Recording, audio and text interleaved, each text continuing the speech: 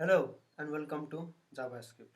Before we begin, let us start with the introduction to JavaScript.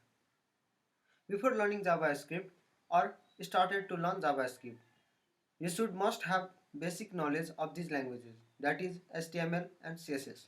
Only then dive into JavaScript. Otherwise, learn these languages first, then learn JavaScript. Or you can move with all of these three languages along, but according to my recommendation. First learn HTML and CSS, then into JavaScript. So far we have learned the introduction to JavaScript. What is JavaScript actually? So JavaScript is nothing but a programming language of HTML and the web or web page. It makes web page dynamic. It is an interpreted programming language with object-oriented capabilities. It is also known as client-side language. Actually, this is the client-side language, but nowadays people call it as a server-side language too. Now, what is client-side language and server-side language? We won't be discussing here too much. But understand this thing that client-side means that runs or execute by going to user side, and server-side means which runs on server. So let's learn about some history of JavaScript. If you want this in detail, then there is no better option that can describe you in detail without Wikipedia. So please visit it if you want detailed explanation on any topic, history, but also we'll be discussing a little bit of history here. JavaScript was introduced in 1995 by Brendan Eich through Netscape. Firstly, it was named as Mocha. Then its name was changed to LiveScript, after then JavaScript, then to ECMAScript. But also people call it as a JavaScript. There are many versions of ECMAScript.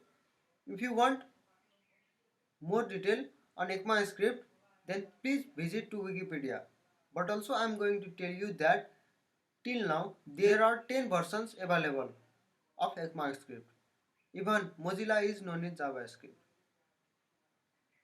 So far we know what is JavaScript, its history, introduction, but we haven't been through how it works.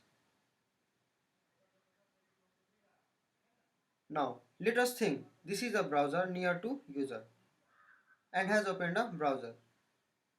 Then on other side there is server. So what's inside server? There is the code of HTML, CSS and JavaScript. Here user is requesting for some website. Example www.thefounders.com to be opened. So what happens here is user is requesting to a server and server is responding to users. And the server sends the code of HTML, CSS and JavaScript. And the code is executed on the user's browser. And then he or she receives the result. Here I have discussed in small, but the main point, how many of you have noticed that from server the code is transferred to user and it gets executed by going to user's browser. In generally what happens is in server side language like Python, PHP, etc. runs and get executed on server side only. Then it transfers the result to user. But here the whole code of HTML, CSS and JavaScript is transferred to users, then get executed line by line. So by this way JavaScript works. Also JavaScript is a language we all know. Then basically it must be using some tools to work with. So let's us learn about tools that we are gonna use to write the JavaScript code. So we'll be using Visual Studio Code, Sublime or any other text editor you can use. But for this tutorial, I'll be using Visual Studio Code. You can write this in NetBeans, PHP Storm, Eclipse, WebStorm and many other which is specially designed for languages. Thank you.